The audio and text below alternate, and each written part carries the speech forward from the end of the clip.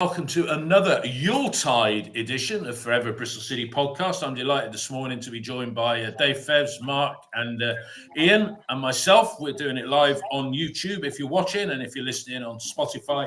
Merry Christmas. Hope you've had a good one, and obviously we'll be back again later this week on Saturday morning recording Birmingham City away, our review of that game. But more importantly, at Vicarage Road yesterday, the final score was Watford 1, Bristol City 4, City's biggest win on the road since that 4-0 thrashing of Fulham back in September 2016. First time in 3 years that they've won 3 on the bounce. So come to each of you, as we normally do, quick thoughts. You first, Dave. Must be feeling pretty chipper. It's Christmas and City have come up with the best Christmas present any of us could have hoped for, really. 3 wins on the bounce. Yeah, I think I remember posting on yesterday at halftime saying I thought that was our most kind of controlled first half performance that I'd seen away from home in a good while, and second half, I think if I wanted to be critical, is that we didn't actually put 6 or 7 past them. I thought it was as good an away performance that I've seen since I've managed to find a way of watching away games, because I don't go to many. I thought it was really good. Excellent. Your thoughts, Mark? I think we finally saw what all the work Liam Manning's been doing. The fruits of our labour came off yesterday. It was his ability to win the ball back quickly and create numerous chances, especially down the left with Mehmeti, Knight, Conway. It was just beautiful to see. And we won all the key moments. So there was a slight hiccup in the second half when we conceded when it went 2-1, and then we scored again. But yeah, the only bad point for me was the fact that we didn't win it more easily because we just created so many chances. And what stood out for me yesterday was Joe Williams. Came in, people thought that might be a bold move, playing him instead of James. Liam Manning said it was because he wanted fresh legs. And boy, did he grab that chance with both hands. He was outstanding. Goal-saving tackles. The pass for Weimann's goal was, as Dave said, it probably was a backspin chip rather than a topspin lob, but it was fantastic. So well done, Joe. What a win! First one for 7 years, and a lot of other milestones as well that we can come on to. Absolutely. Well, good that you know more milestones than that, because I've only used a few at the start of the programme. Ian, your thoughts? You did a Twitter post which pretty much summed it up, half a dozen bullet points on there, but perhaps you'd like to repeat those or add to it your initial thoughts at 5 o'clock. We had this 3 wins on the spin for the first time in 3 years. I think we dominated the game for about 80 minutes. I thought we retained the ball well, even though we had a lot less possession than them, and they had more passes forward than us. We were clinical. We had 5 shots on target and 4 goals. That's 80%. You're not going to better that very often. The possession was actually 59-41 to them, but we did so much more with it. Every time we attacked, we actually looked purposeful and dangerous in the final third. I thought it was the best performance over 90 minutes in years. Didn't get any yellow cards. We only committed 4 fouls in 90 minutes. And by the way, the referee, Busby, I thought was excellent yesterday. He refereed the Middlesbrough game as well, didn't he? Yeah, because he lets people play, but didn't let anything silly go. And in fairness, I thought it was a fairly easy game to referee. End-to-end stuff. We're 15 points clear of relegation. 1 point off the playoffs, plus a bit of goal difference. And it seemed to be more of what he wanted. And I was really glad that Liam Manning said what I said after our last win against Hull, and then this one, and we can still do better. So hopefully it'll be not too up because we've done that, not too down, but confident going to play Wayne Rooney's Birmingham, who I watched for 90 minutes last night, and they ain't that great, but they have got. We need to be very careful from set pieces because they've got some lumps, and they're reasonable going forward. But as a friend of mine who's got a lot of contacts up in Birmingham said, their fans are all saying, yeah, we're okay going forward, but we can't but we can't defend. So on to the next one, and hopefully everyone's fit and we can freshen it up and make some changes, because we don't want to overplay Joe and get him injured. No, true. Dave, I think it was Mark alluded to the fact that the key change was Williams coming in for James. I said after Hull, I mean, James is one of the stalwarts of the team. One would argue one of the most experienced, but you get more mobility. Do you think that's why Liam brought Joe Williams into the starting lineup? Because that midfield of Williams, Knight in a very advanced role, and Taylor Gardner-Hickman, even the Watford fans I was interacting with afterwards, they said we look very mobile, very quick, one of the biggest sides down there. But that's a big step, leaving your captain out and handing the armband to Jason Knight as well. Yeah, I think pre-game one of the guys from Bristol World had kind of put his suggested team out, and I thought the likely change was probably Williams for James, funny enough, and mainly off the back of two things. One, just a bit of rest and rotation over a busy period. But I actually think that Matty James had a poor game on Friday night, and I think what we have seen with Manning is he's not going to just, it's not about ditching players for bad games or whatever. It's just making sure other people get opportunities.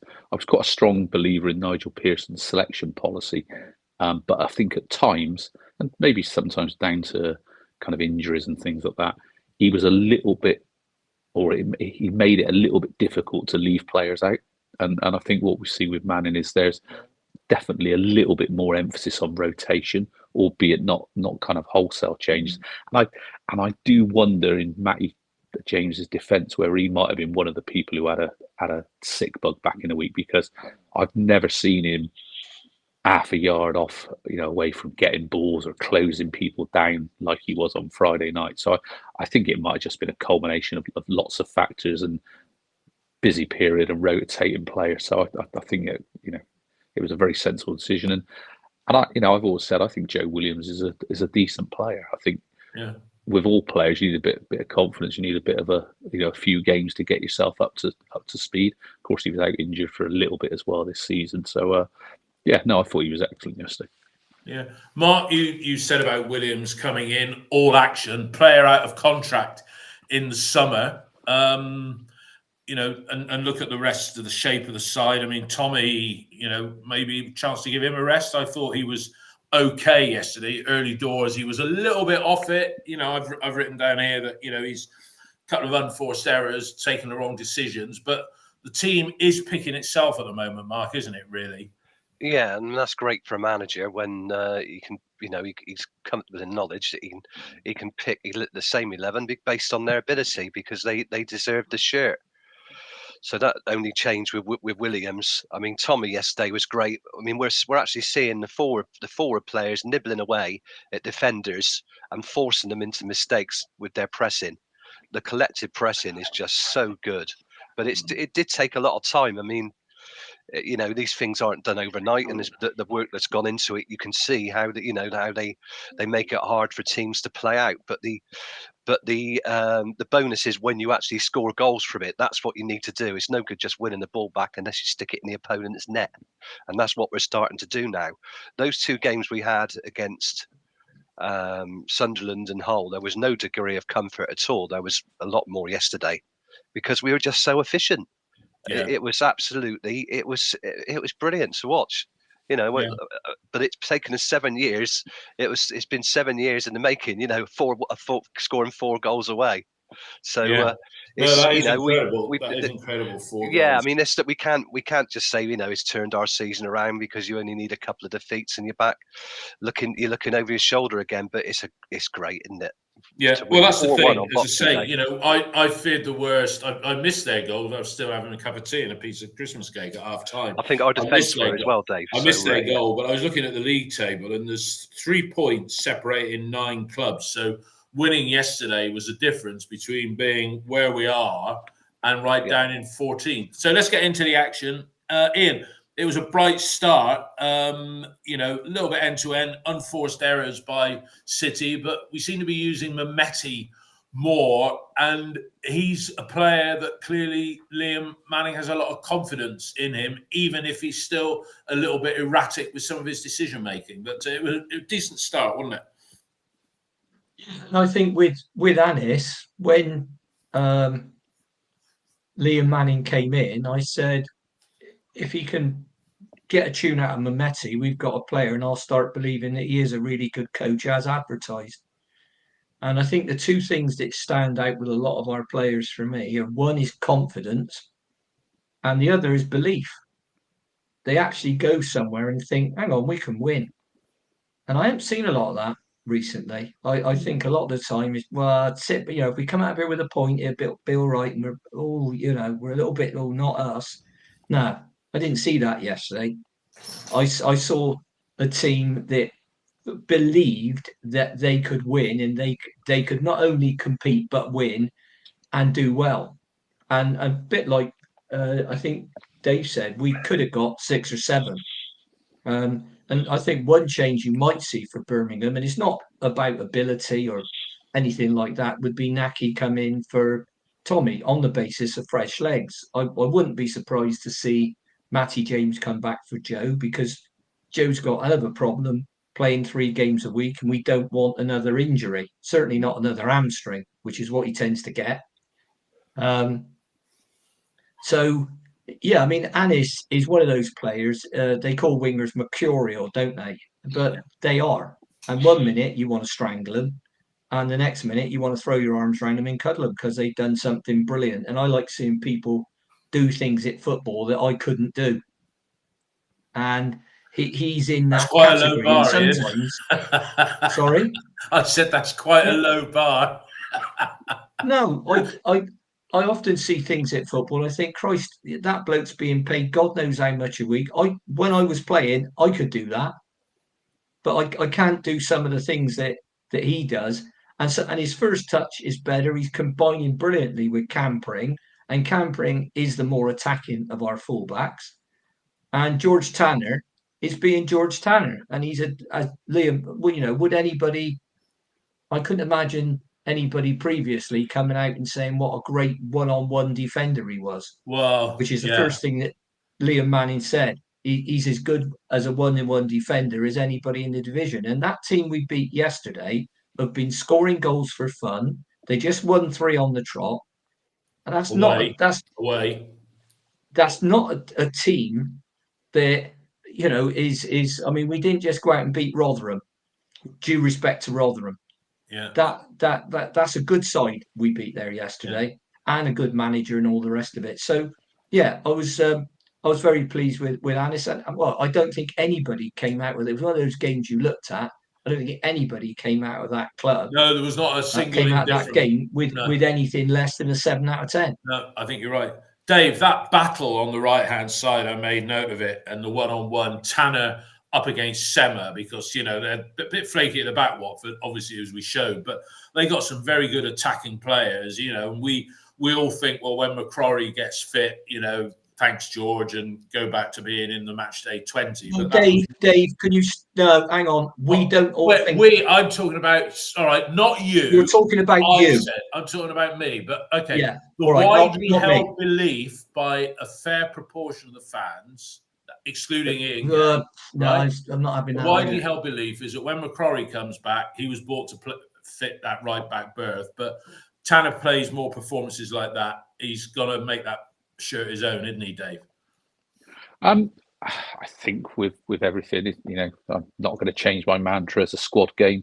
I don't do best 11s, and whoever's the right person for the shirt will get it at the time. I think McCrory offers us a different way of playing at right back. He's a bit of a bomber. I think if I've been on before and said this, he kind of strangely reminds me a little bit of Marvin Elliott. He's a bit of a runner. He might be a bit ungainly. That's probably a little bit harsh on him. He's probably a little bit more aesthetically pleasing than the Marv is, but he'll get about.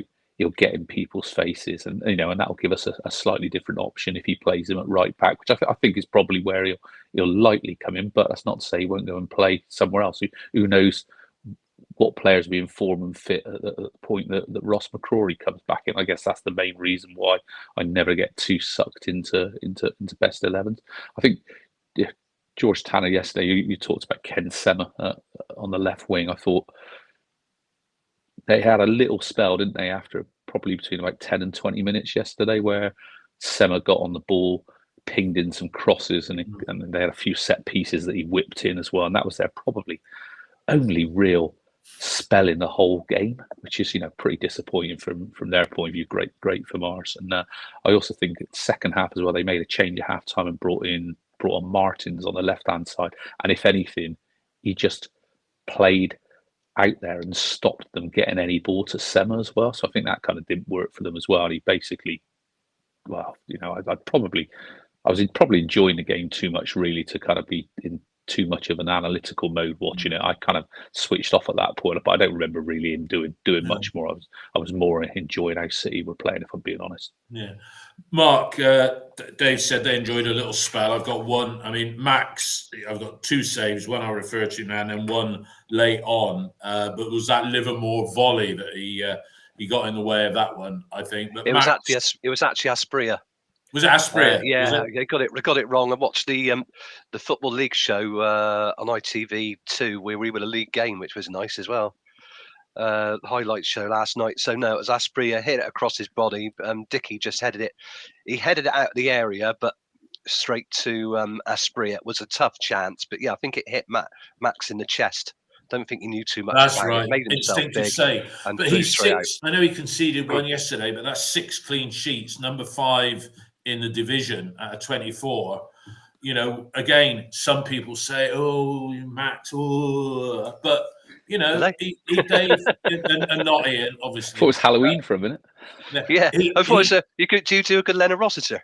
Yeah. Miss Jones. But, Miss Jones. He did everything right. He did everything Max right. O'Leary. Yeah. Sorry, younger viewers. All right. Yeah, you have to be over 45 to remember Leonard Rossiter in Rising Damp. Although Don Warrington, who does the coffee adverts, he's in that thing, Paradise. Yeah, Deaf in Paradise. Anyway, back to Max. Anyway, carry on. Max is undisputably number 1 and one of the top keepers in the division. Mark, or am I being too generous in my praise there? I don't know.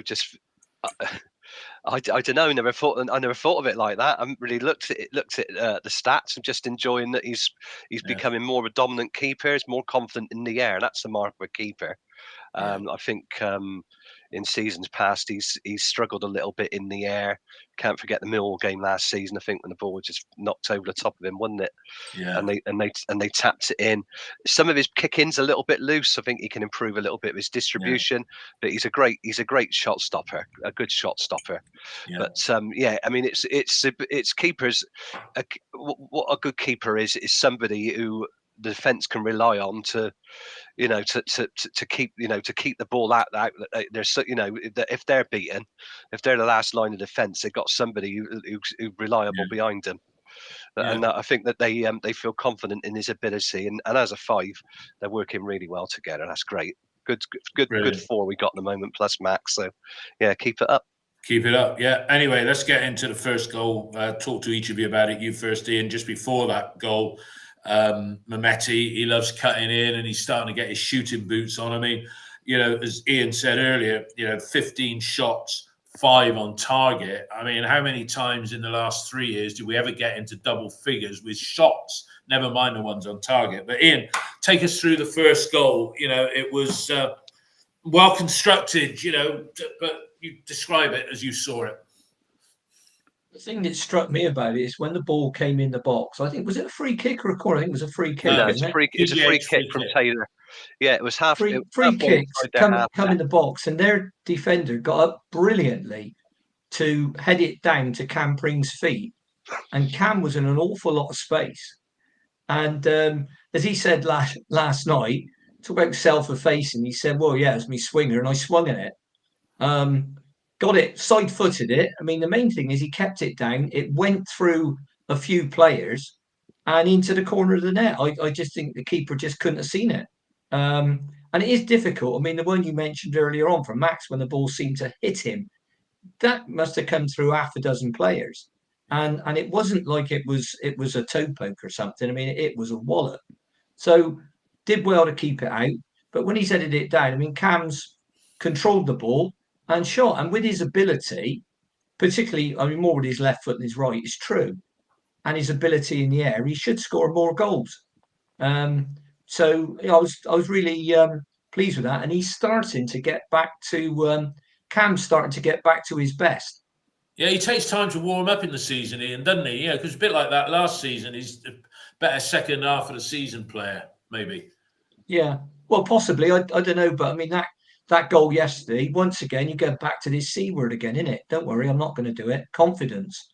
Yeah. That's the thing. If you've got players playing with that much and they believe they can win, I won't say you're halfway there, but you're certainly 20% there. Yeah. Dave, the goal for you, it was Taylor Gardner-Hickman, and another good performance from him. He's all action. He's certainly good with his dead balls, because how many times have we seen free kicks not clear the first man or go way over our player? But it was good, and Cam hit it. He belted it in, didn't he? I don't know if he belted it. I thought he was a bit on the stretch, wasn't he? He probably didn't quite get it in the right. Falling backwards slightly, wasn't he, as he hit it? Yeah. It did actually get deflected. Not much, but probably enough to take it past Hamer, who, as we know from his time here, is probably not the Chris Packet hands. He was called by somebody. He certainly was. Yeah. I think just going back before, or what earned us the free kick was another time where we pinched the ball in their third, and they fouled us, put the free kick in.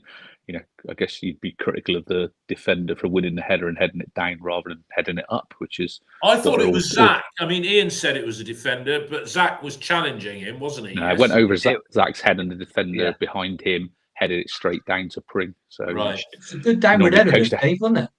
Sorry, it was a good downward header. If you were centre forward, you'd be chuffed to bits if you did that. He got over it pretty well, but I'm still ruining the fact that I think Pring got his first assist of the season on Friday night, and I kind of see these things going in spells, and I should have had a little bet on Cam Pring to get a goal yesterday, and I did think about it, and I thought that was a stupid, Dave, so I didn't. Mark, you just raising your hand to comment on what somebody said, or to comment about the goal, or both even. Yeah, I'll just fit back Cam Pring. I mean, it's only his second goal for City. The first one was up at Rotherham last season when we resumed after. I think it was when we resumed after the Championship resumed after the World Cup, and he got a great header from a recycled corner, I think, from Alex, and a great Alex Scott cross. The funny thing is with that ball, with that free kick, it's in the right area, but we're not really getting anything from free kicks or corners. We don't dominate in the air. But Ismail, God, I would have given that bloke a clip round the ear. It's an awful defensive header. You should head the ball out sideways and get the ball out of the area as far as possible. But to head the ball down, I mean, one of the funny statistics yesterday, I can't remember which Watford defender got the assist, but there was only one assist in the game because of the nature of the goals, and that was the final one. All the others didn't have a City assist. We're one of the top teams for goals from set pieces, Mark. Believe it or not. We are. We are. Yeah. Oh, there you go. I just thought we put in your place. We've been. Oh God. I just thought recently. Something you should do, Mark, is go and listen to Luke Williams' press conference from a couple of weeks ago, where he talks about why they always take short corners. But he also says around, you don't have to score from the first ball on a set piece. So actually, sometimes you might get one, a bit like you said last earlier with the Alex Scott to Cam Pring one. You take a short corner, couple of passes, and then it gets whipped in. That still counts as a set piece goal. That's just all part of it. But yeah, we're pretty good from that point of view. Yeah, but to put it down to the guitar, my head's bunged up at the moment. Once again, considering we're not the biggest side in the world. Yeah. Okay. Dicky makes a difference. I said Tommy was a little bit wasteful. We had this dominance.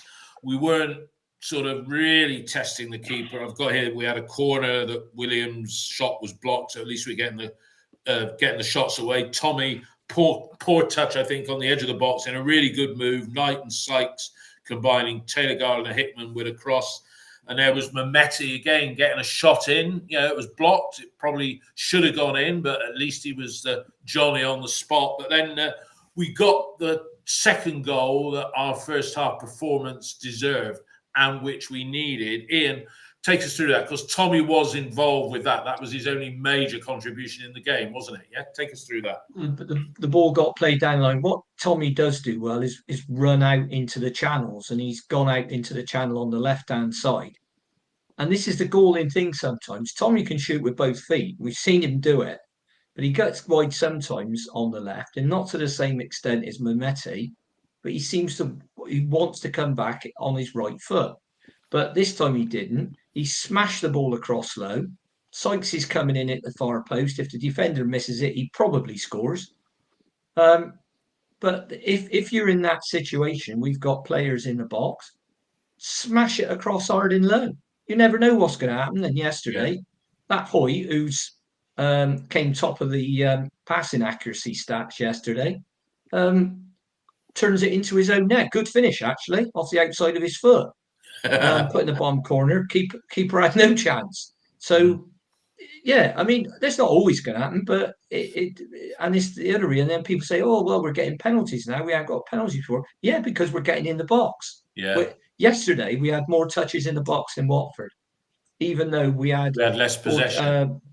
Less possession. Yeah. So, and that's an unusual one. We won more duels yesterday. We don't normally do that. So, yeah, I mean that was one of the quality. Tommy's a quality player, but I think the thing about what I said, perhaps giving Naki a start at Brum, it's just resting these players. You can be the best player in the world, you still get tired. Yeah, you quickly, Mark. Then I go back to Dave. Go on, Mark. Yeah, actually, come into the third goal. Tommy did play a big part. That wasn't his own. It wasn't his only best contribution. There was a great contribution later. So yeah, I'm foreshadowing. All right. Okay. Well, Dave, your thought. We needed that second goal, didn't we? Because you go in 2-0 up. The halftime talk's a little bit different. Yeah, I think what I needed yesterday was my stream not to go down just as that ball was played down the line to Tommy, because by the time I put it back on, BBC live text had updated, and I saw goal hoot, and I thought, well, I won't repeat what I thought. I thought after all our kind of dominance in the first half, they'd scored right on half time, and then I started to get lots of WhatsApp messages come through, and it was 2-0, and then I've noticed it was an own goal. I thought, oh, that's okay. It was definitely a hoot, Dave. So once I then managed to get onto Robin's TV and watch the goal back at halftime. But yeah, no, I guess the halftime team talk is probably more of the same. There's probably not a lot to say. There wasn't really any things that we were doing wrong or needed a little tweak to. It was pretty much carry on as you're doing, guys. Just don't let them back into the game. Yeah. Yeah. And as we say, this has happened a few too many times, Mark. And I missed the goal, but I know it was set up for Shaq Zadzi, if that's the right. He's a Georgian on loan from Ghent, set up by Aspria. We have been conceding goals in that opening quarter of the second period, and it was no exception, because straight away all that good work's undone. Was that an avoidable goal as you saw it, Mark? I haven't seen it. I haven't even seen it on a replay yet. But yeah, they shifted the ball from the left. There was a player in the middle who passed the ball across to Aspria, and he actually hits the ball with the outside of his foot past the right of Cam Pring, and Chatmatazzi running onto the ball. Garner Hickman should track him better into the area when he's on the move, and he hits the ball through Max's legs from right to left, and it's in. And it was probably one of the only times that they did that. They actually got a runner into the area like that. I thought, oh, here we go. They're going to be doing this now a lot. but they didn't. I think that was probably the only time they got a runner. There were a lot of crosses, but there weren't any dangerous balls like that because City were so solid. But that was the only time we were very open down that left-hand channel. Pring didn't really have any cover, and Chuck Batadze has got loads of time to run onto it. Garner Hickman doesn't track him very well, and he's slides it in. Ian, is that how you saw the goal as well? Could have been defended better. Just rewind a little bit, and Cam Pring gave the ball away. He got sucked into the middle of the field, and he gave the ball away with a poor header. He headed it straight to one of their players, who then switched it wide to the left. And at that point, or their right flank, our left flank, and then at that point he's playing severe catch up. So that was probably why. But you're right. I mean, Taylor Gardner-Hickman should have tracked that runner better, and the ball did go through Max's legs. And the number of times you see it go through defenders' legs and goalkeepers' legs at all levels of football is one of the things that never ceases to surprise me. But it does happen, and I suppose I thought, here we go again. Yeah. But we didn't. And that was one of the other things that impressed me. Our heads didn't drop. We didn't think, oh no, we're Bristol City, this always happens to us. We didn't start feeling sorry for ourselves. We kept doing what we'd been doing right the way through. And is a time-honoured Gary Johnson expression. What was it used to say? Memorable. Memorable. Dave, it was that memorable, Dave. I can't remember it. I was thought of it last night. He's not having the greatest time at Torquay at the moment. I read some suicidal post from a Torquay fan on Twitter X this morning. But we demoralised them with our football. That's what one of his sayings. Yeah, we demoralised them with our football. Yeah. Well, say it actually, yesterday, Gary Johnson. That's very upbeat. That was one of you were good at impersonating Gary Johnson, weren't you? Yeah. No. Well, Gary. Yeah, we demoralised them with our football. Yeah, not bad. You've got to work out how to talk like Liam Manning. Dave, that was the perfect response. Barely a minute later, and we're back to the restored 2-goal lead, 3-1 up. Conway, as Mark said earlier, very much involved. To Mehmeti. Sykes offside. There was sort of talk of that on the commentary. No, definitely not offside. I think probably most of us watching it probably expected the linesman's flag to go up because he was so close to the goal line, and you kind of often wonder in those situations, how did he get that far beyond the defender from the point that Mehmeti shot? But he was a couple of feet onside at the point Mehmeti had his shot. Once again, we won the ball back 25 yards out from goal. Sykes fed Conway shifted it onto Mehmeti, and Mehmeti did his little left foot shot across the keeper, crisp packet hands, spilled it to Sykes, and it was in the back of the net. I think there was a few people last night saying things like, "Oh, see, Mehmeti can go on the left hand side." Dave Rennie spent a lot of time with Anis Mehmeti over the summer, trying to get him to be less obvious about when he goes either way, and trying to adjust his body shape. Dave Rennie, you say there, Dave? Yes, is that right? Which shows he was more than just a physio, yeah. Or maybe he should have concentrated on medical. He's a smart bloke, and he's not necessarily a football man either. He's a very skilled professional at his job. There's a couple of other things that probably he told me in confidence that are amazing. Some of the things that he did in his time here. It's easy just to look at kind of injuries and things like that. Is that psychology, as you say, about Mehmeti not being so obvious? It's more kind of, I guess, physical movement and things like that. I think someone said something the other night that it looks like he runs on his right hand side or something like that. I can't remember exactly what they said, and he does look a little bit like he's always going to go to his right. And therefore, if you're, when you step up into the championship, defenders get to work you out pretty quickly. That's why you often get, second season syndrome with lots of players. Probably Alex Scott's the one player in recent years that, just can do whatever he wants, can't he? But Anis always looks like he's coming on his right, and he can go on his left. But it kind of then is so obvious the defender, picks it up. So they did quite a bit of work with him in the summer about trying to change his kind of body position as he goes into those dribbles. So, bit of credit there for the old regime as well. Sometimes it takes time to work out. Maybe he didn't get a run of games under Nigel Pearson. If he's now going to be a mainstay of our team, then I'm delighted. Ultimately, it's all about Bristol City doing well, isn't it? We paid £1 million for him, didn't we? Mark, Yeah. You wanted to raise a point just there, yeah? Yeah, I think it's also his tactical ability. I think I think we saw a little bit of that under Nigel Pearson, but he's doing it consistently now. He comes inside to create space for Cam Pring, and he's also his defensive work in forward positions is good as well.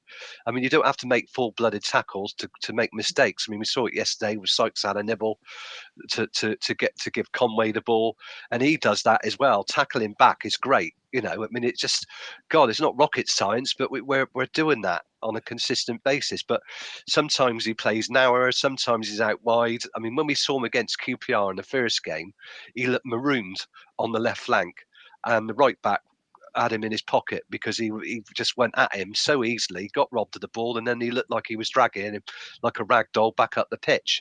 Now he knows when to make his runs and what to do. He's a lot cleverer.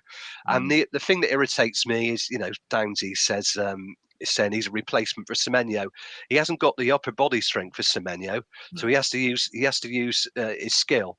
So he's a work in progress. But I got to apologise to him because I've written the guy off, and I really thought his career at City was over. I see nothing from him to suggest he was going anywhere, and he's proved me wrong. But I'm clueless, so it doesn't really matter, does it? Well, we're not Good. as close to what's going on there. Ian, I think you did say this, or at least one of you has said it, that we could have turned that superiority into goals. We'll come on to the Andy Weimann goal in a minute, but making those decisions, and Liam Manning has said that we're going to be better. We won 4-1, but we can still play better than this. And I've got a couple of instances again. One's involving Mehmeti. It was a wrong pass. He shot wide when Knight was in a good position to receive the ball. And then just after James had come on for Taylor Gardner Hickman, Knight to Sykes, who shot wide, and Conway was free. So, if we can get them thinking, and I think Liam's doing that, we are going to convert those opportunities into goals, aren't we, Ian? Yeah. I mean, if you're the time to worry is when you're not creating any chances. Yeah, that's the time to get worried, and that manifests itself in not having that many shots on target, and team senior was a bit of a soft touch and being an easier game. So definitely think that I mean, if nothing else, it's progress and it's very encouraging. Now, okay, on occasions when you play like that, and I'll say it now so that when it happens, people go, yeah, but you said the wheels have come off, because it does whichever way. We've seen the wheels come off with Man United, Liverpool, Chelsea. So if the wheels can come off with them, they can look at Newcastle yesterday. Forest turned them over. So it's that can happen. And I'm still sticking to my mantra that once we get the injuries more resolved than they are, you're never going to be injury free. But once we get the injuries to key players resolved, I think we'll have a decent squad. I mean, I'll stick to the top 10 squad. But it's such an open division that once the players get confidence and they start moving up the table, games become different because sides are more respectful of us, and they'll be more worried about what we do than what they try and do, particularly if they're not in great form. But if going on history, if you're ever in bad form, we're the one team that you want to play. So Rooney must be rubbing his hands together at the fact that I know. That's it, and that's we're going up to St Andrews, and watching this club for over 55 years. If a player's been out for this is going back early 70s when we played Borough. There was a player who played for Borough. You'll remember this name, Ian, called John Hickton. He was a big centre forward, and he'd been out for bloody, and he came back and he got 2 goals. Yeah, and we always seem to be the fall guys for the guy who's been out like you say. Also, how many managers, and Graham Souness is in that number, you've lost to Bristol City, you lose your job the next day. Maybe that could happen to David Moyes on Sunday week. Who knows? Anyway, back to the action. It wouldn't happen to Moyes, but Rooney. I mean, if you look at his record since he's gone into Birmingham, I mean, bearing in mind they were fifth when he went in there. They've picked up 9 points out of 39. Yeah, he's not doing a good job. Dave, the substitution. But we must go up there and play like we did at Watford. We must attack. Don't sit back against them, because that's what one thing they can do is attack. Djukovic amongst them. Mark Roberts. Djukovic didn't play yesterday, but they've got and I was glad to not glad to see a bloke get injured, but Roberts went off injured. Looked like he'd done something to his hip. Now he's got the long throw, and he's one of those blokes that really throws his head at it in the penalty area.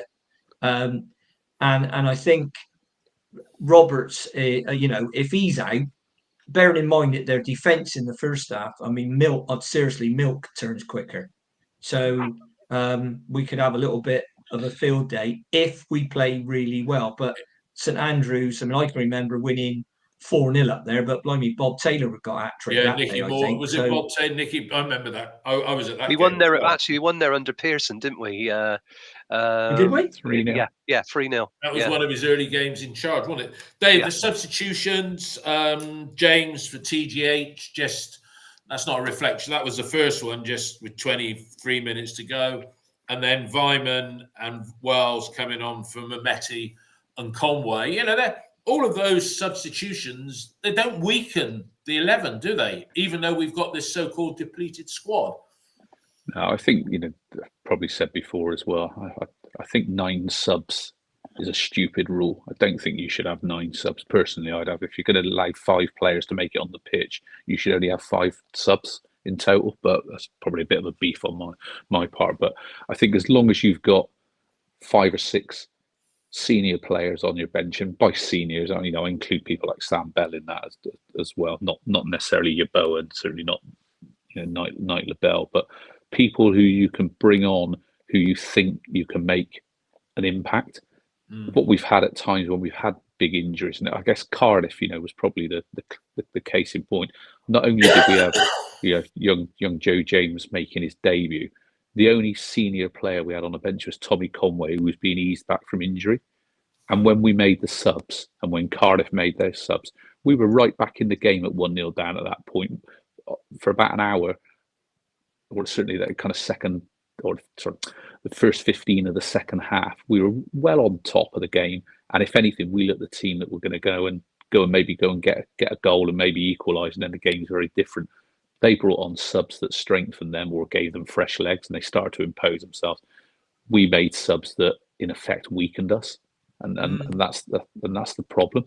Whereas if you've got people like Weimann, James, who else? Just looking at my notes, Cornick, Wells on your bench, it's a very different proposition. It allows you to make different changes, but it also means you're not worsening your side by making subs, and that's the big difference for me.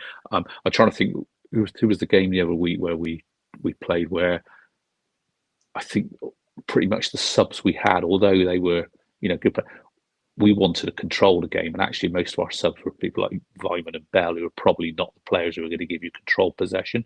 Whereas yesterday, probably the Blackburn game. Yeah, might well have been. Yeah, we took off Knight in Sykes. That was a substitution. It went the other way. Yeah, exactly. So I think sensible subs. I'd probably like to have seen a couple of players get a few more minutes, and I think they would have done if we'd have got that 4th goal. But we left it until 83rd minute. Yeah, and since we're on that 4th goal, Mark, I mean, one of the subs was involved in the initial play, Wells, but you talked earlier about the ball by Williams. There was Andy Weimann, and somebody said on OTIP, that ruined Dave's Christmas. Andy Weimann scored. He's probably in tears now. It was a good finish, and it was good build-up as well, wasn't it, Mark? Yeah, Naki Wells near the halfway line, plays the ball back. To Joe Williams, hits across the ball with his right foot, and chips it over and behind their defence, and they're just all over the place. Three players. Weimann's just bearing down on goal. Hamer comes out and he just puts it in the top right side of the goal. Very good finish. First goal since Rotherham last April. 50th goal of his City career. Another player written off. I didn't think he was doing anything either. No. Mr. Clueless here. But what a cracking 51st finish. goal, Mark. 50th league goal. 50th. Yes, sorry. Then 50. I did say 50th league goal, didn't I? No. Didn't I? So my brain are working against each other again. Yeah. There you go. Yeah, a renaissance for Andy Weimann then, I mean, my favourite player. Good old He's a Andy. hell of a one-on-one All finisher. hail. There's not many times he goes through one-on-one and doesn't score. That's and very typically true. he lifts the ball as well. He did, kind of he did lift it into that. He hits it around the keeper's shoulders. Yeah. And keeper, you can't get your hands up quick enough. Obviously, you can't get your legs there. He's pretty composed in those positions. Finish, He's not always composed Ian. elsewhere. So, on the strength of that finish, do we give him another contract in the summer? Yeah. Well, you've got to wait until the summer because they could all be injured by then for a start, and it depends who else. Like I said in a previous podcast, it depends who else you can get. It's all right saying, well, this player's got to go and that player's got to go, and we want to get rid of him. Yeah, but who's coming in? Are they actually better? But with I think Manning will be. I think the profile of the player will change, but will be absolutely outlined down to the last. Down to what size feet he's got. That seems to be the way that he works. He's like Guardiola. He's an obsessive, and you think you've had a great game, and he comes on and says, yeah, well, you could have done that better and done. You see him do it. Klopp does it, because they're just absolutely obsessive, and he strikes me as being similar. I'm not saying he's as good as them. I'm just saying a similar mentality, personality, call it what you will. He's heading that way. Dave, Tomo said on here, and apologies, a lot of people have been texting, and I've only just pressed the button. I think I can actually make it overlay as well, but we'll save that for another day. Tomo said we've been eulogising about his performance. If he plays another half a dozen games like that without injury, you see us giving Williams a contract in the summer, or do you think Liam's got his own targets in mind? And I'll say a name oft repeated on here. Brannigan at Oxford. I mean, is Brannigan Brannigan and Joe Williams, are they same sort of players, or are we not comparing apples with apples in that respect? No, they're quite a bit stylistically different. Williams, as we know, is... They can give you everything. Sorry, that was a song title there. You said stylistically different. Yeah, that's before my time. I've heard of them. I think they used to play on 78s, didn't they, Dave? I think. Sorry, carry on, Dave. Yeah, so no, they are stylistically quite different. Williams is, I guess, pre-injuries, Williams was your typical box to box, but more your kind of following up play rather than getting past the ball. Whereas Brannigan's what I'd call more a kind of progressive player. He'll move up the pitch with the ball. He'll get on the ball. Williams isn't so keen to necessarily get on the ball as much. I'm pretty sure they're both the same age, and therefore the amount of money you'd have to pay to probably get Cameron Brannigan, I wouldn't bother. Okay, fair enough. I think Brannigan's 27, Dave. I think. Yeah, I think Williams is 27, maybe 28 now. They're a similar age, and would you want to go and spend a fee on that for a player at that age? I think there'll be other players that were interested. I think if you were going to get someone from Oxford, you'd be better off going and get McGuane, if that's how you pronounce his name. Okay, we've not got long to wait until the window opens, and it's whether we do our business early. Mark, Bobby Lost and Founder said he'd like them being the coaches with young Yeboah. He could be a Semenyo off the bench with the right tutoring. He's rapid, and he has got that upper body strength, and you almost want to rein him in a little bit because everything seems to be a bit erratic. But do you think when all the players come back from injury, Yeboah will still have a place on that bench? I think he needs to go out on loan and get regular football in League Two, probably. I think that might help him. I think he's there. He's on the bench at the moment because of the lack of numbers. But he's very raw. We expect a lot from him. It's just that he's just not able to control that aggression. Takes too many touches in the area. I mean, there's a couple of occasions where he could have taken shots off. But I think it helped a lot. It helped players like Semenyo when he went to Newport. Beating Middlesbrough in the cup, building his career. So yeah, if he can get regular football in the league, I think that would be the best course for him when the players are back and fit. Ian Bennis said on the text feed, interesting Knight was captain and not Viner. I mean, what a player Jason Knight is, and he's playing very advanced, and he's got that enthusiasm and he's a good footballer as well. But, captain for next season maybe, or why not Viner? Why wasn't Viner the next to wear the band? Well, 90 is more likely to call people to dig people out if they're not doing it. I'm told he'll even do it in training. He's very confident young man. Once again, anybody thinking he's a finished article is deluded. He's not. He's a good player, but he can improve. He can get 20-30% better. And that will manifest itself in more goals and more assists. But really like him as a player.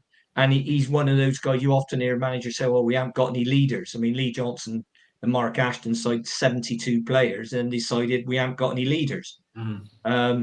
I think he's one of the leaders down there. People like Naismith or others, but Naismith has had major problems with injuries since he's been here, and he's out injured now. McCrory apparently is a very similar character and a bit of a beast. And I think Joe Williams as well. I mean, he's not going to let anybody kick sand in his face either. No. And when he's fit, Joe, he's a decent footballer as well. He's not one of these blokes who just kicks people. We are all looking forward to seeing Ross McCrory, which hopefully could be in January. And is that what we're led to believe on injuries? Mid-January, training he's been training for out on the grass, what they call out on the grass, for a few weeks, but training properly. I'm thinking he's going to be available second, third week in Jan. And a bit of news on Weimann, hopes to be back on the grass in 3 weeks. Skip our fingers crossed for Weimann, because it would be 2 years since he played his last competitive game. It was February 20. Yeah, I mean, that's another one. If everyone's fit, it probably wouldn't do Weimann any harm to go out on loan and get some regular football. Yeah. Okay. We've done the game, finished 4-1, which is absolutely brilliant, coming on the back of the win against Hull. Ian, you asked at the Senior Reds, you asked our chairman when the accounts were coming out. He didn't know. And less than 48 hours later, they come out. I'll start with you, Dave, on this, because in terms of, I'm going to place myself bottom of the four of us in terms of, well, no, maybe Mark and I are equal bottom.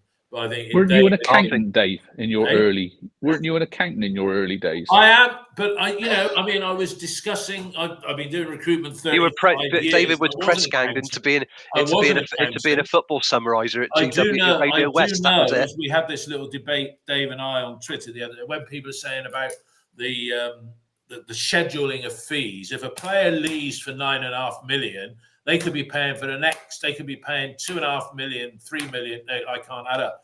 3.175 million for the next 3 years is the 9.5 million that goes into the accounts, and that's what I want to talk about next. Is the accounts, because they did come out this week.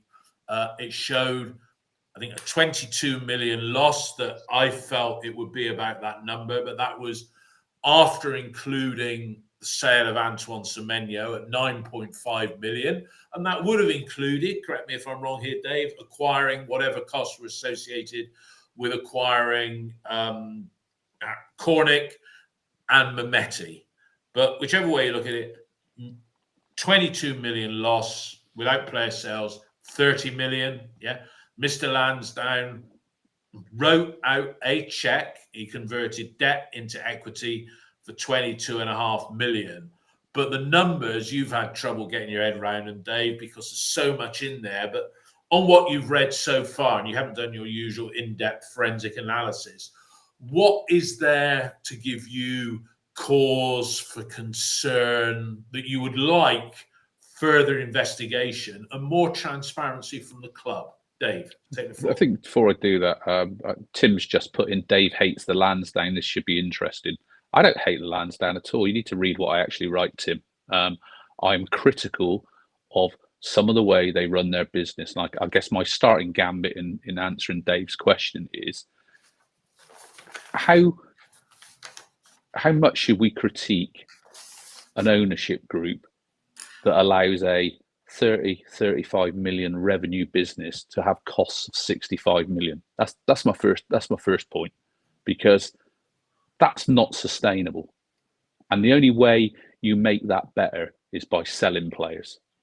And I think, I'm not saying I have the answers, but I think there are better ways of doing that and running that operation to not have to have such big losses to then have to sell players to support the amount you have to stick in as an owner.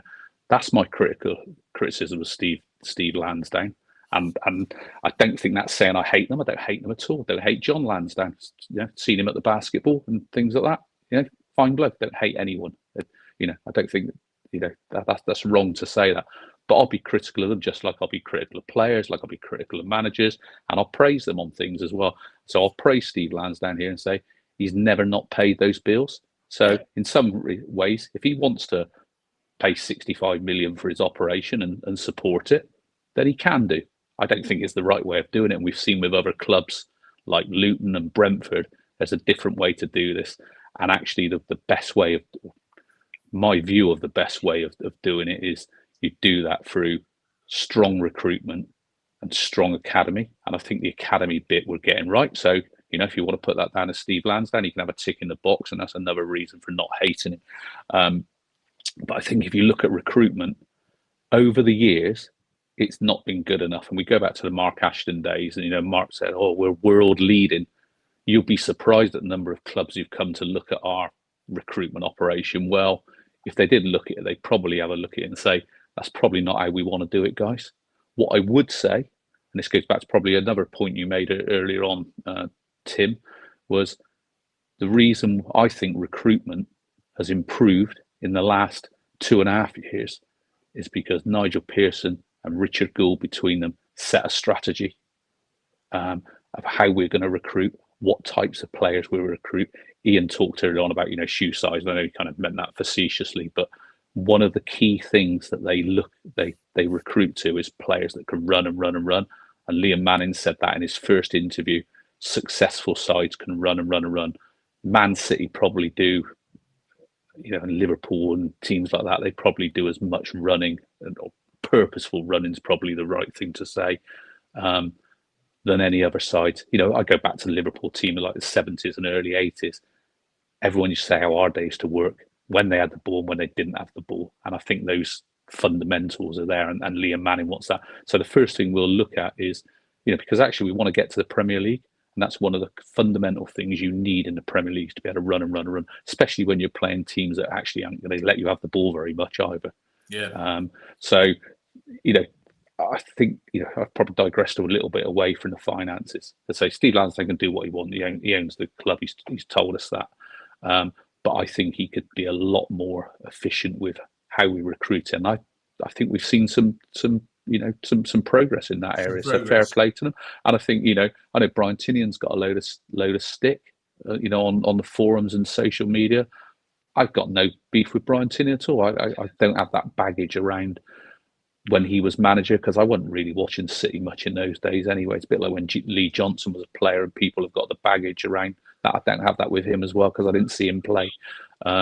So I'll judge Brian Tinian on what he's done. He's done a good job with the academy for his role that he plays there. And he's been part of the recruitment setup for the last at least kind of like 12, 18 months. Definitely. So I think we let those guys get on with it. And hopefully we won't waste as much money. And we'll also have, more saleable assets as well. Yeah. So Sorry, Okay. I said deviated away from your question a bit, Dave. But No, that's not kind at of all. the crux of it. I'll come on to Ian and Mark. I'll let you have a say as well, because I think Ian and Dave have probably got more substance on this than us. But Dave's used the term waste. I've said Steve Lansdown has been a fool with his money, because somebody's into 300 million if you include the infrastructure costs as well. But losses are more than half of that 300 million that he's put into the club. What's your takeaway based on an initial review of those accounts for 22-23? The thing that stands out for me, where there's been a a major increase, I'm actually trying to find the page on the accounts. Excuse me if you can see the top of my head a little bit, but our staff numbers, the two areas where they've reduced are players. So it's reduced from 90 down to 76, and football support, which is reduced from about 140 odd down to 120 odd. But the number of people that we've got involved in food and beverage Dave's is holding the numbers up, but Dave, they're back to front, mate. Oh, nuts! Get a mirror. I thought you were written those in Russian, Dave. food and beverage is doubled. The number of staff in food and beverage. Now, the only thing I can think, and we are, as I said in the last podcast, we are going to be doing an interview with Gavin Marshall, Dave and I, and with questions that we're also inviting people. You can send them to me on Twitter if you want a particular question asked. And we'll also be doing one, I'm pleased to say, with Brian Tinian, which will probably be after the transfer window, because I bet he's a bit of a busy boy at the moment. But that surprised me. Now, the only thing I can think that is that we've taken over employing people directly that were previously employed through an agency. Yeah. Because our wage bill is 36 million. Or wage costs are wages 36 million. Now, that isn't footballers. So I got in touch with Kieran Maguire, Price of Football, who does this thing for a living. And I said to him, when you've got a set of accounts like this, how do you calculate what the players' wages are? And he said, I use the same formula for every football club, and it's based on a percentage. So I thought, well, that doesn't sound hugely accurate to me. But I do notice on a spreadsheet that there's weekly wage is one, and the weekly wage, which I guess is wages paid weekly, is 15.4 million a year. Now, if you divide that by the number of players, it comes out about £5,000 each. Now, I'm not suggesting the first team players earning that. We've probably got kids down there earning buttons that are on women that are included in those 70 players. So I think that'd be a very interesting question, because this point about you can't see. There was always a claim that, Nigel Pearson's reduced the wage bill because he's let a lot of players go, and he's had to do that, and he's had to play kids. Yeah, but what is so when I see the average weekly wage quoted, I'm a little bit skeptical. Yeah. All right, Dave. Dave's got a question. Yeah. Away, Dave. Yeah. Just on that, Ian. I think there's a couple of things. So obviously, the numbers of staff have gone up because concerts. Okay, that's the main reason for that big. So Dave, sorry to interrupt, but those concerts, therefore, the commercial revenue in these accounts. That's what I thought. Yeah, they are. Yeah. So in the way that the club does get it. It's not like it goes into some Bristol Sport ethereal pot somewhere and it just disappears. No. So it's quite simple. Yeah. I think there was another thing on the poster. So we've got Bristol City Holdings is a non-trading entity. There are three main elements to it. Bristol City, the men's. Under the Bristol City men's is Bristol City women's, which is, in the grand scheme of things, quite negligible in terms of the amount of money, you know, in the context of the rest of it. And then you've got Ashton Gate Limited. Ashton Gate has got, and I'm probably going to say, I'll probably get this slightly technically wrong, but, you know, I guess people can pick me up on it. But they've got three main sources of income, Ashton Gate Limited. They've got all of the gigs, concerts, and anything else that they run there, Christmas parties, you know, events that they hold, you know, for corporates going in there, etc. That's one, and that's, I guess, a fairly big slug of their of that revenue sum you'll see in there. The other two areas of income they get are rent from Bristol City Football Club for use of the stadium, and rent from Bristol Bears for use of the stadium. So those are their three main income lines. Do you know what those numbers are, Dave, for the rent? Because we often talk about, we don't, because we often talk about, and I've often said about one way for the Lansdowns to get themselves out of the football is to hive off the football club separately, and then Ashton Gate charge the football operation a rent based on what division we're in. And if we knew what that number was, that gives some indication of what they perceive the market rate to be, does it not? So I think just going on from that again, I think if you look at, and I'll probably answer this in a couple of parts, revenue's gone up by, what's it gone up, 5 million or something like that? Yeah. Costs have gone up 5 million as well. Or maybe it's like 6 million and 6 million. I can't remember the figures off the top. 5.5, Dave, but yeah. Yeah. So effectively, I kind of see that as every pound we earn, we also spend a pound, which, you know, is probably not quite what we really want to do from you know, Bristol City Holdings' point of view. We'd like to, as the more and more concerts and gigs and corporate stuff we do, you'd hopefully there'd be, you know, more profit generate that out of that. And until we see the individual accounts of both Bristol City Football Club and Ashton Gate Limited, it's very difficult to look at the apportionment. But, you know, wages have gone up because, and, you know, this is, I don't have a spreadsheet for this, as someone on the forum was horrified that I think we had 3 gigs in the financial year last year, and we only had 1 the year before. And therefore, you know, we will have needed more staff to cover that. So I suspect a lot of that food and beverages picked up because we did 3 times as many gigs as what we did. I think it'd be interesting to see the income and the costs again, the individual account. And the other really important point to make here is that a lot of those costs are because we did a 13-month accounting period. Yeah. So you've got 13 months worth of costs in there. But what happens in the summer from a football point of view? We don't make any money. So revenues don't really go up, but costs do.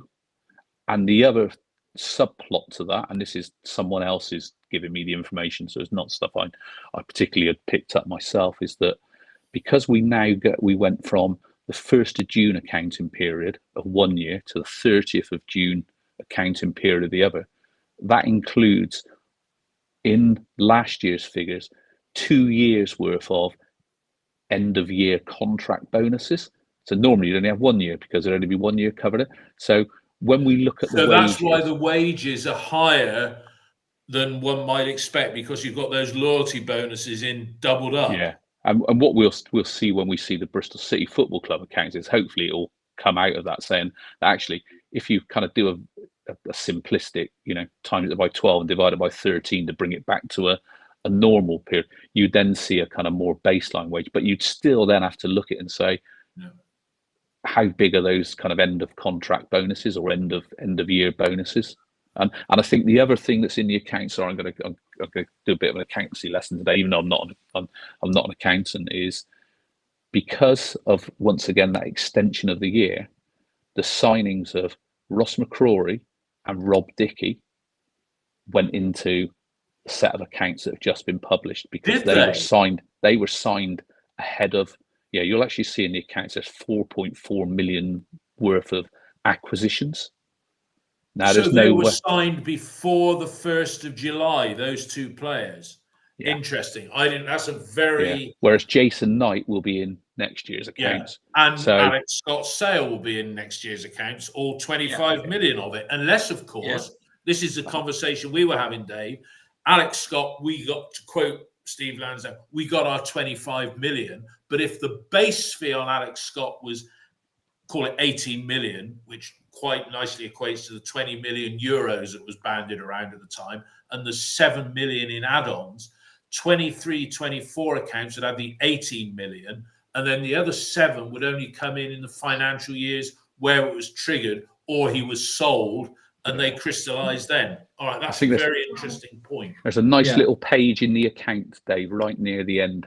I think it's something like 0.26 or something like that, which says, since these accounts are prepared, here are some of the things that we've done. It doesn't say that, it alludes to that. And it says we had a net ins and outs on transfers of 18.99 million. And I believe that probably means we sold Alex Scott for £20 million up front. We've got a little bit of money incoming from Hanno Massengo's post-contract end transfer to Burnley, because they'd have had to have paid us compensation or agreed a fee, minus the amount that we've paid for Jason Knight. And I think that, to me, says Alex Scott is around the 20 million mark, not the 25 million as an upfront fee. And I didn't think. Right, Mark, go on. You sat there very patiently listening through it. Really, really interesting. Sorry, Mark. Yeah, no, that's sorry. Sorry, Mark, forgive me. I'm clueless with all these finances. The only thing I would ask, some modern fans might be asking, is financial fair play still based on 3 years of cumulative debt with a ceiling? Where are we with that, and what are the rules at the moment? Dave, can you? Let Dave do it. You go on, you go in. Oh, go on, you go in. Yeah, because Dave's had it. First of all, it's not the important thing to remember, Mark. It's not debt; it's profit and loss. Okay, so our net debt, and I think from reading these précis, most of that is to Steve Lansdown, has gone up to about 97 million. So one interesting is so keep that in mind.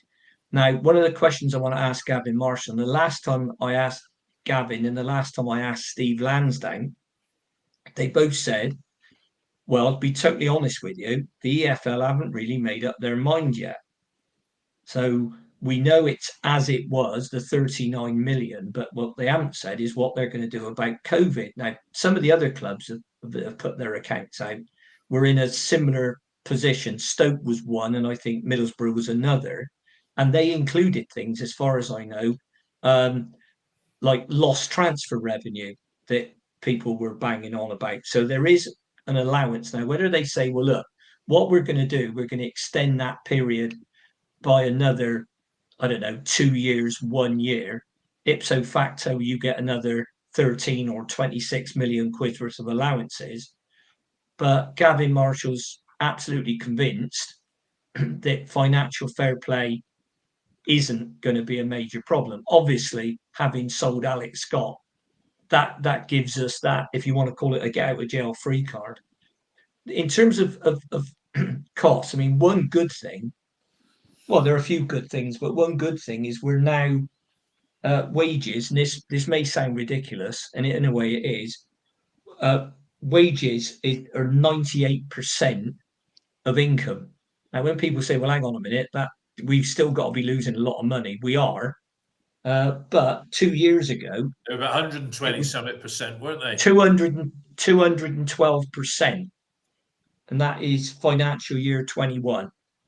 It was 212% of income, but you can go back as far as COVID related, wasn't it? So yeah, but you go back to 2013 and 2014, and it was 171% and 185% then. Yeah. So this is one of the criticisms this is one of the criticisms that Dave and I have had for ages, that percentage is just ridiculous. Now, NHS is one of the biggest employers in the country, and they've got hundreds of thousands of people, right? NHS was an economy, it'd be the 20th biggest in the world. Their ratio of, if you will, cost to staff is 42%. But a lot of football clubs are in this same boat. So it's a people say it's a weird old industry, and quite how some of the clubs get away with it, I'm really not sure. But that is one good thing. But I would like to find out what this weekly wage is and how it's calculated. That's not actually I'll just in the make account. one point That's on wages. Kieran, I mean, one point spreadsheet. on wages. This is where it's a little bit confusing, and I haven't looked at the accounts at all, the printout or whatever. But when all these catering staff coming on, you can bring on 400 catering staff, but they're not full-time equivalents, right? But if you take those numbers, they're probably just a little bit above minimum wage, and they dilute. You almost want to break out the football wage costs, as in players, from all the infrastructure costs, yeah? And what is the cost of the infrastructure of keeping the club going? And that's where the comparison with your Millwalls and your Brentfords and your stuff like that. What is the actual physical cost of running the entity, and where is the wastage? Yeah, because you bring all these extra staff on, they're not full time. Yeah, so you could bring on 30 staff, and if they're only doing 10 hours a week on Saturday, it's nothing. Right, Dave, then you, Ian. Dave, what were you going to say? Yeah, just going back to Mark's question. So yeah, we're in no danger of FFP because we sold Alex Scott, so we can, unless we suddenly went out and spent 25 million in the January window, so which we're not going to do, so we can not worry about that. COVID rules are all done and dusted. There are no more COVID allowances out there. Ian, your point about people like Stoke and Middlesbrough and Nottingham Forest were another that put COVID transfer losses and various other transfer expenses in their accounts, and we didn't. I think that's just, I guess, them trying to perhaps be a little bit, I was going to say the word open. That's not, I guess if they put it in their accounts, they're almost saying, well, it must have happened, and therefore the EFL must accept it. Bristol City chose not to do that, but as part of the submission into the EFL, as part of their profitability and sustainability, even if you put stuff in like Forest and Middlesbrough and did, you still have to qualify it, whereas City would have put an appendix into their accounts and said, and here are all the COVID allowances that we're putting in for our account. So even though we made X million loss, we only want to put in 10 million for FFP as opposed to 20 million for this year. So that's the way it works on that. Future, there is going to be a change. We think it's going to come in next season, and that's that we're going to move much more closely to League One and League Two, which is called Salary Cost Management Protocol, SCMP, which is what FIFA or UEFA, I can't remember which body it is, are starting to dictate, which is at the end of the day, it's not hugely different. It's still looking at cost versus income and having a ratio, but there'll be, once again, limits on losses, but you'll also have to make sure that your wages are within a set percentage of your turnover. That'll initially probably start at about 90%, and over 3 years it'll roll down to about 70%. Sorry, I've just got someone at my door about to deliver a parcel. So that'll change. I'll let Ian answer while I go and do that home. Yeah, go on, Ian. The important thing to remember is when we send the accounts off to the EFL, there'll be a different set of accounts, because they won't include the women, they won't include Ashton Gate, and they won't include the academy. So because all those things, we could go out, Steve Lansdowne could go out and spend another 100 million on the stadium, and it would have no influence whatsoever on profit and sustainability and financial fair play. However, it could increase the debt, which is what you've got to understand between the balance sheet and the profit and loss account. So, Steve's now put in £267 million to the club, and as we've said on previous podcasts, from a footballing perspective, he ain't got much to show for it. So far. But yeah, let's. But looking on the bright side, let's hope we move forward and we start doing really well. and he will have something to show for it. But no, I think these accounts, I didn't think we would lose. I thought we'd lose, but I didn't think we'd lose that much. But you've then got to deconstruct it all and think, well, okay, what have we put in this year that we won't lose next year? What's it going to look like next year? We know the market we're shopping in on transfers because that hasn't changed since the summer.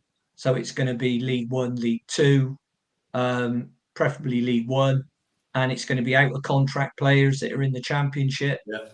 And I think a couple of signings in this January window will be of the same ilk. So, I think I'm looking forward to that. I'm looking forward to see what we do. Hopefully, we can do our business early and get the players integrated, and then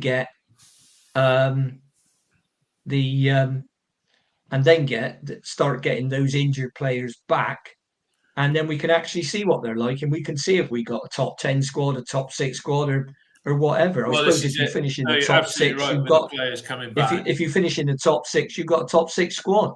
Yeah, and look, it's not beyond the realms of possibility with Birmingham and Millwall coming up that we could just get into that 6th slot going into 2024 at 5 o'clock on 2024. We could January the 1st. There's 2. I mean, we could easily lose the next 2, but you look at Birmingham away on their current form and Millwall at home on New Year's Day, bit of a hoodoo side for us, but we could be in a very nice position in the build up to the in the build up to the game against West Ham, and then closely followed by Preston away, and they're in a bit of disarray at the moment after their start. Their manager getting the wrath of their fans with some of his comments. Beat Leeds yesterday. Yeah, they still beat Leeds, didn't they? 2-1. They did. No, yeah, Meslier, he got sent off, didn't he? Watford. When was the last time that happened? That the return fixture was played barely a month after the initial fixture. They used to play. I think we were in the 2nd division. Around the time of the promotion season, you could play the same team within a few days of each other, and then going back to Christmas Day and Boxing Day in the 40s and 50s, and beforehand, you played back-to-back fixtures on Christmas Day and Boxing Day. They did. God knows how they did. There, how they managed that, and the teams, of course, would go up on the train, and then you knew immediately you'd been on the wine the previous day. There were some right funny results back in the day, weren't there? All right, look, that's really good. I think we're done for today. We're looking forward to Birmingham City. We'll be doing our review of that game on Saturday morning at 9 o'clock. The YouTube version up on the podcast later on. But it's this sort of funny time between Christmas and New Year, isn't it? I mean, it felt like a bloody Saturday yesterday, and today feels like a Sunday, but it's actually bloody Wednesday. I'm going to get back to learning how to play my clarinet, yeah? So I may even do the intro music on that, or I'll bring it along. When I feel I won't make a tit of myself, I will bring it along on the broadcast. No, that's really good. Good for you, My Dave. ambition by this time next year is to be able to play Stranger on the Shore by local musician Acker Bilk. Good old Acker. There's a good Pensford name there, isn't it? Or a good Bristol. That's something to really look forward to. Not great to see we actually hit 3 figures in terms of viewers on the YouTube channel. Thanks for that, Dave. Great to have you on. As always, with your comments on the finance, but also on the game as well. Any final words from each of you? Wishes for the new year and what have you. I have to say one other thing as well. That the cult of Nige, what is the? You did say cult. Cult. The cult. Right, they're actually criticising Liam Manning for his use of the word behaviours. There's a whole thread on there about his phraseology. They're not criticising it. Got taken out of context. All right, sorry, Dave. Yeah, I know. I did. Yeah. So David, of the Brotherhood of Manning hit back at the cult of Nige. Yeah, because obviously all these rival factions. I'm going to lay claim, if we do carry on in this form, to the first use of the phrase Manning's Marvels. But there we go. Dave, any parting shots from you just to wrap up today? I guess Happy New Year to anyone, but just anyone who's been typing in things. Anyone got one of those inflatable air pumps I can borrow, please? Yeah, for your inflatable Nigel. But there we go. And Mark, anything from you? Are you working this week, or are you? No, I'm trying to get. I mean, my Christmas has been spoilt a bit by a really heavy cold. So if I'm frowning a lot, it's because my eyes are so sore. You're not going to increase your Imelda Marcos shoe collection that we can see. No, I'm going. No, they go work. I think you should go away and work on your Leonard Rossiter and say, well, how do you think we're going against Birmingham? Yeah, Liam Manning, pressing. Oh, really good.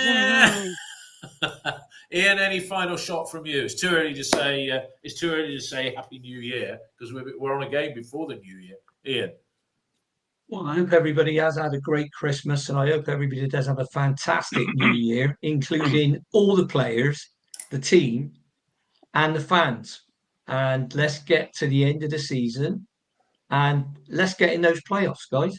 Yeah. I'll do the usual and I'll start doing backflips. I'll start doing backflips when we get to 50 points. Do my usual things. I know Dave likes that. So I'll. But no, for me, it was great. We've now won 3 on the trot. Let's not do the usual Bristol City thing and disappoint. Let's go on and really start smashing teams. Well, let's keep like Downsy yesterday, then, Ian. And with the players coming back. Sorry? You sound like Downsy yesterday. At half-time, he said all the things that no self-respecting football fan would ever say. Talks about like, 2-0 up, blah, blah, blah. And it was like, Downsy, you've not got a clue, mate. You don't say those things. He didn't mention a dangerous league, did he? Did he say something like 2-0 being a dangerous score or anything like that? Oh, it was just like, no, it's like... It's a bit cliche. Yeah, it was, yeah. I'll tell you what I did notice. You might have noticed Chris Honor was very husky yesterday. Chris Honor was very... Because Downsy was referring to it either being ill or having a hangover, he actually said, didn't he? There we go. Anyway, guys, listeners, everybody, enjoy the rest of the Christmas break. We look forward to trying to entertain you and talk in a positive fashion when we record post Birmingham City on Saturday morning. But thanks, everybody, for listening, and see you all again soon.